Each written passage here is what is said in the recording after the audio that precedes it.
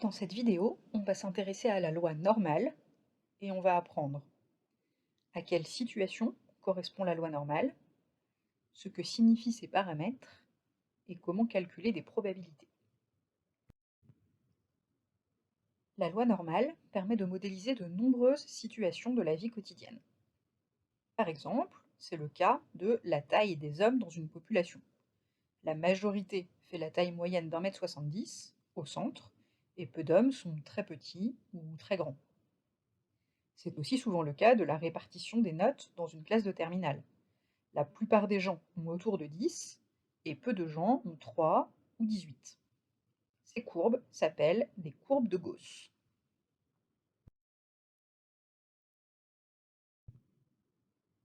La loi normale est caractérisée par deux paramètres, mu et sigma. Mu est l'espérance, c'est-à-dire la moyenne. Elle peut se lire sur le dessin. C'est la valeur au milieu qui sépare la courbe en deux parties égales. La moitié des valeurs sont à gauche, les autres sont à droite. Sigma est l'écart-type, qui représente la dispersion des valeurs. Elle ne se lit pas directement sur le dessin. En revanche, plus la courbe est tassée, plus les valeurs sont étalées et plus l'écart-type est grand. Autrement dit, dans une classe, si tout le monde a entre 9 et 11, l'écart-type est petit, la courbe est fine. Si les notes sont très réparties entre 2 et 18, l'écart-type est grand, la courbe est tassée. Ainsi, sur l'image, les trois courbes correspondent à la même espérance mu, qui vaut 3, mais pas au même écart-type. L'écart-type vert est plus important que le bleu, car les valeurs vertes sont plus dispersées que les valeurs bleues. Attention, quand on dit qu'une variable aléatoire grand X suit la loi normale n 5, 16, cela signifie que mu égale 5 et sigma égale 4, car la valeur donnée dans cette notation est la variance, sigma carré. Sur la calculatrice, c'est bien l'écart-type sigma qu'il faudra utiliser. Si on veut calculer la probabilité qu'une variable x, suivant une loi normale, se trouve entre deux valeurs, il faut utiliser la calculatrice. Sur Casio, on tape option, stat, dist, norme, puis on choisit NCD. On saisit ensuite A et B, les deux bornes recherchées dans notre probabilité, sigma et mu.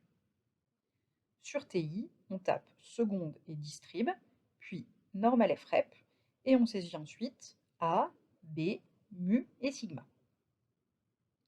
Par exemple, on s'intéresse aux notes du bac blanc de maths. La moyenne est de 7 et l'écart-type est de 2. On choisit un élève au hasard et on s'intéresse à la probabilité qu'il est entre 9 et 11. On commence par traduire l'énoncé, on utilise sa calculatrice et on obtient 0,14. Dans ces cas, il faut donc impérativement utiliser sa calculatrice.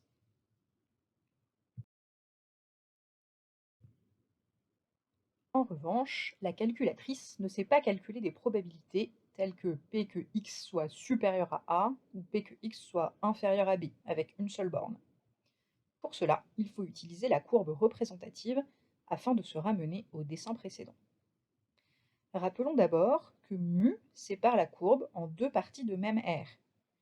Ainsi, la probabilité que x soit inférieur à mu vaut 0,5 à gauche de la courbe, et la probabilité que x soit supérieur à mu vaut 0,5 à droite de la courbe, puisque l'air sous l'ensemble de la courbe vaut 1.